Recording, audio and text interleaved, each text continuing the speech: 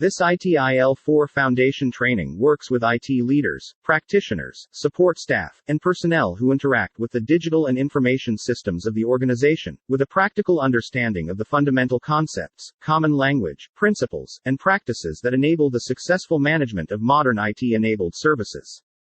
Based on the ITIL-4 Best Practice Service Value System included in the 2019 latest guide. ITIL is the most suitable reference source for service management and delivery processes.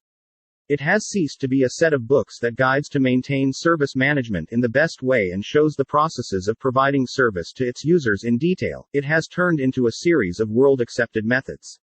How the ITIL approach will be applied to service management processes should be determined by each organization according to the organization's own culture, structure, and technology.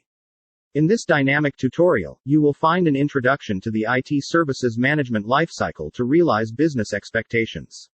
You will learn the core disciplines of ITIL best practices through an engaging case study.